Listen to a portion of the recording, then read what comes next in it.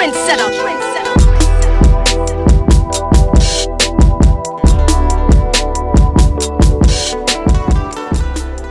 I came from an aspect where I was cutting checks. Where From the wealth management side. Well, from me, investors? from the investor side. Okay. To these people who were working with my clients. Okay. With my client. Now, what clients are you talking about in particular? We're talking about Selwyn, the artist from Australia. Yeah, okay. All right. So they seeing me in there. I'm in a suit because I didn't have any hip-hop gear. I didn't have the starter kit. You know what I'm saying? I wasn't wearing. So I was looking kind of, I stood out like a sore thumb. Right. So, you know, they were like, well, who is this dude? So the artist, Selwyn, was like, that's the investor. That's the guy that has me in here. And he had a manager. So he was like, this is the guy who's brought me out. That's why I'm here. Okay. They like, what? How old are you? Because then I mean, I probably looked like I was probably 18 years old. I was 24, 25. That's funny. So they were like, wait, hold up. You doing this, you doing that, you driving the S500, whatever. Who are you? Right. So that's when my business acumen, I was telling them what I did, and that's where the connection with the producers and the songwriters started. Okay. Because they wanted to know what I knew. Right. From a business aspect. Okay. All right. As they were doing these deals and getting this money. Because, you know, in music, your life changes overnight. You know, you could go from sleeping in your car to having $2 million check. I mean, Tim Kelly told me that. Okay. You know what I'm saying? Yeah. So, and we're going to dive into that brother, too. Yeah. So it's like, wow. You know what I'm saying? So I'm like, so what are y'all spending y'all money on? Well, we just bought a new car. You know, we got this house we leasing. So I'm telling them, look, you need to do this, that, and other. And so that's where it started. Break down like some of the things, like, you know, coming from the mind that you have and the business acumen that you have. Like when you say like, well, you need to start putting your money into certain things. Kind of break it down for those that don't know. Well, you know, I say the basic parts of financial planning is taking care of your health. Okay. If something happens to you, something that is vastly ignored. Yeah. And the way the music industry is, you up all types of night recording. You're not getting enough rest. You're probably not eating well because you're eating 2 and 3 burgers. You know what I'm saying? Doing all this stuff. So you have to protect you as a entity.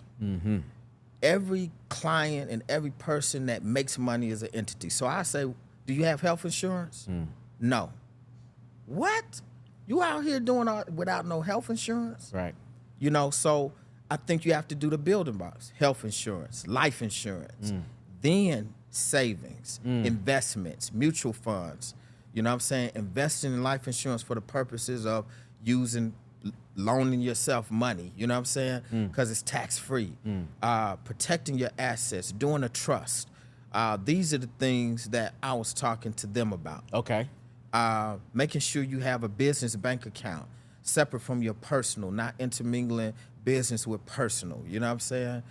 Making sure that you have what you need. So just in case something happens, your family and you are taken care of. So those were the basic things that I started talking. They had never heard this or they weren't, you know, nobody was talking to them about it. You may have an attorney, but they're not talking to you about that. They're talking to you about closing this deal. So that became interesting. Right. And the word kind of spread from one person to another. Then my boy Ryan was a client. He had life insurance and different things that we talked about that we provided for him. So it was like, it just started going like that. And so I stepped in the management role with him.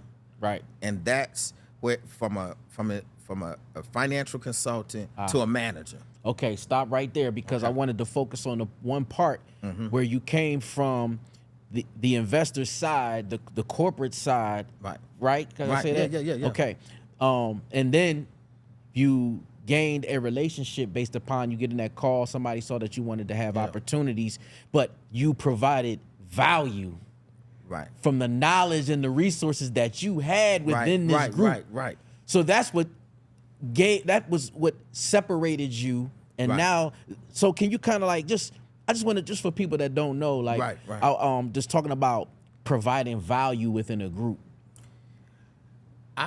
I was always taught, my mom and dad, my family, were all entrepreneurs. I come from an entrepreneur family, the Howard family out of Montgomery, Alabama. They never worked for a corporate Right. environment Right. for anybody. Right, right. And so my mom and dad were pastors, ministers, bishop. My dad was a bishop. And they ran their own ship. He worked a job, but he ran his own ship. Right. So they always taught us, don't never come to the table with nothing to offer, looking to gain. Always bring your gifts and abilities to the table so that you can, support the collective. Because everything's a team effort. There's no I. I'm here because I work with one or two people, or I had advice, or I listened to a mentor and they told me something and I went and did it. So coming to the table with gifts and abilities increases your value. It increases your value because guess what? You have knowledge that somebody else doesn't have, but also you are looking to give the knowledge to the person that needs it and that's willing to accept it. Because at the end of the day, that's what this is about. Because in the music industry, there's been a lot of knowledge that hasn't been garnered. Okay? Yeah. Let's just be real. Yeah. There are a lot of things that people do not understand, not because they don't just understand, it's because they haven't sought it out and they don't have somebody telling them and giving it to them. Wow. Prince, let me ask you, man. So how do we identify a solution? I mean, you broke it down. Right. Have you given that any thought? Solutions. I have. Me working in the area of music publishing, I see a lot of, people who don't understand. I see a lot of things that are not really put together, so broken down easily. You see what I'm saying? And what I learned from financial consulting and planning, I had a partner that I worked with. He had an MBA, smart as a whip, very intelligent, knew all of the specific numbers and how they worked and long-term goals and all of that. I studied him. He never closed any of the deals that he set in front of his people and gave the knowledge to. Wow. He rarely closed them, the big ones. Okay. Okay? All right. I, myself, came in and I outperformed him. My head came to me, he said, Prince, can you help him, close some of these deals? And I was like, of course. And so I went with him on a couple appointments. Okay. And I realized he was overstimulating his clients with information instead of breaking it down to a point that they could understand, because people want cause and effect and result, right? Right.